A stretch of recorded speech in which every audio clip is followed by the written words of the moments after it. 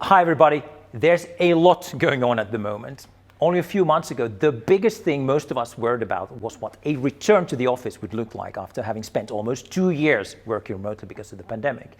And today, that particular concern seems to be quite far down the list of urgent priorities. I think it's fair to say that the year 2022 can be defined as a year of great disruption. Various trade sanctions are hitting the markets. A looming energy crisis is on the horizon. Cyber threats are on the rise, and an increased cost on almost everything is omnipresent. This new normal is anything but normal, and it is challenging businesses worldwide. Here's the deal. We know you can't plan your way out of the situation right now, because whatever plan you'll make will most likely be outdated by the time you start implementing it. There's just too much happening out there. What you need to do is to build organizational resilience instead of plans, and you need to look for use cases that directly support the creation of resilience in your business. So where does Elisa Videra come into the picture then? Well, we want to make sure you have the insights you need to make informed decisions about how to build a more resilient business.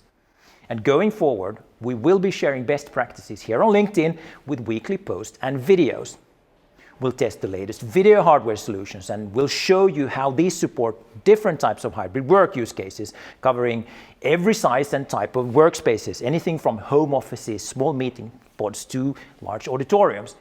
In addition, we'll share the latest and greatest research and invite our experts to discuss and provide our thoughts on how best to implement these insights into your business. Here's the first piece of research that you simply must read. And by the way, this is fresh out of the oven. It's Microsoft's Work Trend Index for 2022, and it's highlighting the expectations on what work will look like in the near future. The first takeaway that I want to share with you is this.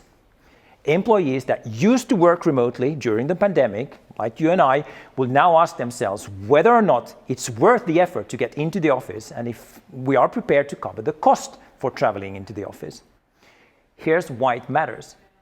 52% of Gen Z and millennials are likely to consider a new job in the next year, and I bet travel cost and travel time is right up there on the list of things that might push someone over the edge, right next to things like how meaningful they feel their job is.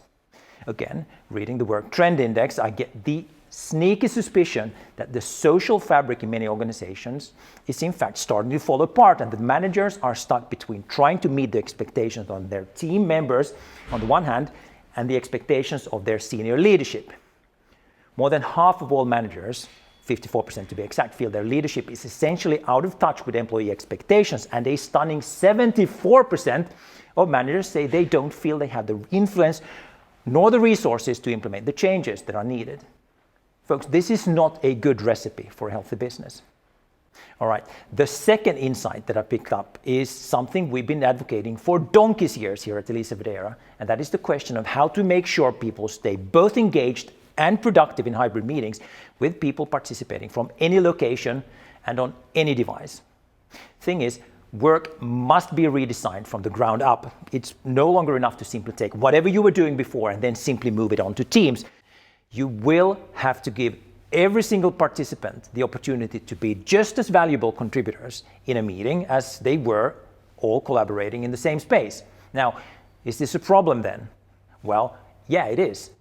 43% of remote workers say they don't feel included in meetings, and only 27% of companies have so far created new hybrid meeting practices to ensure every single person feels included and engaged. Listen, there's a ton of really good insights in the Work Trend Index, and I highly recommend that you read it. Now, I'm going to leave you with this thought.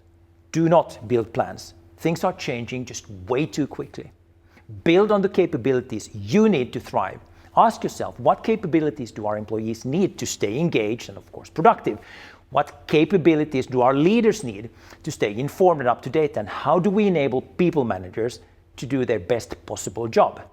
And finally, what capabilities do we need to stay resilient? As ever, we're here to help you figure out what the answer is for your specific organization. Now, if you thought this was helpful, why not consider following us on LinkedIn for regular updates? As always, thank you so much. Have a fantastic day.